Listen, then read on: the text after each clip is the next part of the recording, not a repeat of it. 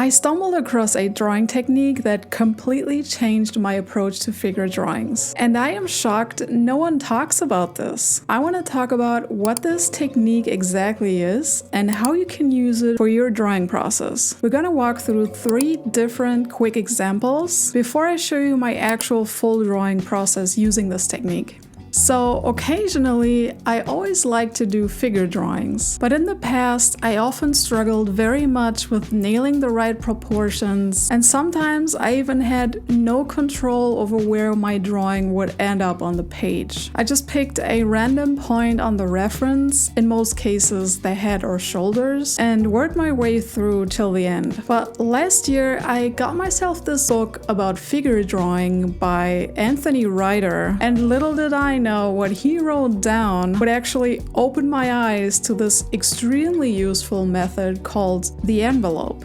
So what is the envelope technique and how is it being used? The envelope method can be described as wrapping the whole figure or object you want to draw from a reference into a very generalized outer shape called envelope. By breaking down a complex figure into a simplified and closed shape, you ultimately have more control over where your overall composition will be placed on your drawing surface. You set a frame into which you put all the information and then work your way inwards. With each layer, you will get more precise until you finally carve out the figure until it's complete. This method will solve multiple problems you will face when drawing bigger compositions. It ensures capturing the overall size of the motif as a whole. It breaks down the very complicated process of drawing human beings into very simple geometric shapes, and when properly used, it ensures accurate proportions. It makes drawing less intimidating. I mean, look at this comparison. Would you rather draw this as it is, which is really intimidating, or this? Anyone can draw a shape like this. Heck, anyone can take the following steps too. It is basically just very few straight lines with a certain tilt, combined into one big shape. All you have to worry about is to where these lines connect and what their tilt looks like.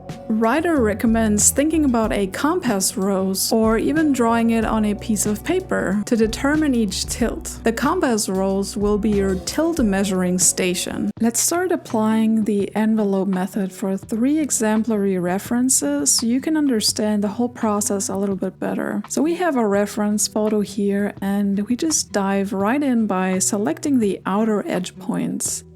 Points which are the farthest away from the center of the object. In this case, I would define these marks you will see right now. Try not to pick too many points and keep it as simple and reduced as possible. The simpler the better.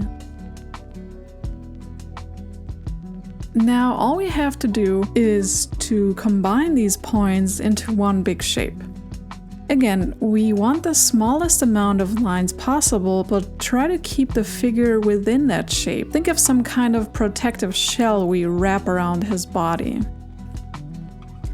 Now this is just a big blocky shape, sure, but you wouldn't believe how much easier it makes the whole drawing process. The next step is to carve away some negative space from the shape. We want to get rid of empty space between the figure and the envelope. We do this by using the same method, just straight, simplified lines and defined edge points. And what we end up with already comes very close to a figure. Now we basically already have all the proportions we need. The frame is set and we can define the outline further and dive deeper into drawing features and shapes we see. Repetition can't hurt, so let me show you another case study. Same model, different pose, the same method like before. Edge points, connection lines, envelope. Carving out negative space, defining the actual silhouette. And the further you move inwards, the more lines you can use for definition. It's all about working your way from a few simple lines to more complex connections and relationships. Now for my third example, I chose a very complicated perspective with foreshortening, just to show you that these factors don't matter at all when you use this technique. It doesn't even have to be figure drawing, you can choose any object you want to draw and implement this method. Figure drawing is just a good example example of how beneficial this method can be in breaking down an extremely complex subject into a very simple general approach. I hope with showing these 3 examples you get the idea of the whole process, and I will now show you an actual figure drawing I will complete using this technique for the beginning of the construction or block-in phase. So I'm doing exactly what I explained to you beforehand. The only difference is now I will have a bit more difficulty because I have to guess and nail the tilt of each line. You can see at this stage, I do not care for the length of the lines. I would rather focus more on the tilt and just the tilt. It's one thing less to worry about right now. I can adjust the actual length later. My tip for figuring out the right tilt is to compare it to a straight horizontal and straight vertical line. The best comparison you can take is the edge of your sheet of paper. Is the vertical line as straight as this edge, or might it be slightly more tilted?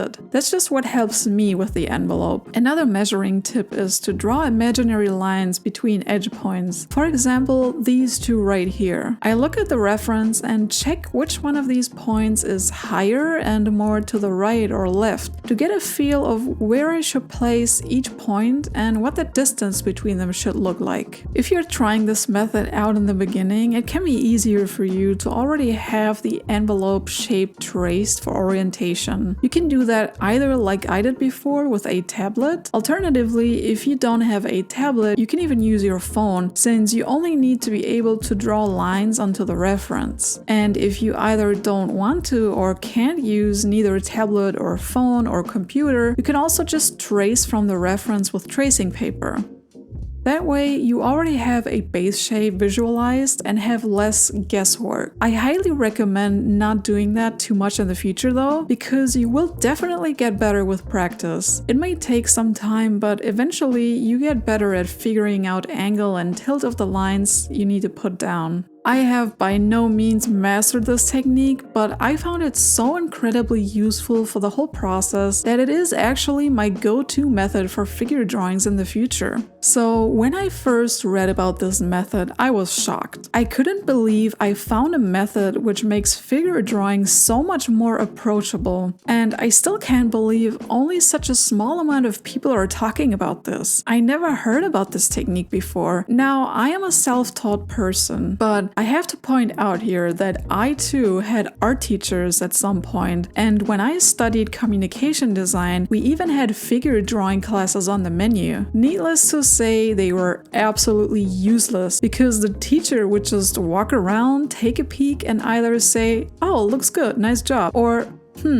maybe practice some more. How can you call yourself a teacher not even talking about a single technique your students should maybe try? And I'm sorry if this comes across as being a bit salty, but in my opinion, it's a shame I only learned about a technique like this in a random art book I bought. Like, I'm 31 right now, and I just imagine what if I heard about this 10 years before? Like I said, I am self-taught, and I'm assuming most of you watching are too, since for most people going to art school is not affordable, and even if you do, have they ever talked about this? Nowadays, we have the internet to educate us further on our interests and passions, but even on YouTube, I just found very few people talking about this, and I wish this method would be spread out more widely and reach more aspiring artists. I think the most popular approach for drawing in general is a structural method. In portrait drawings, for example, we have the Loomis method, which most people are obsessed about, and breaking down the human body into multiple segments of geometric shapes can be extremely useful when drawing from imagination. However,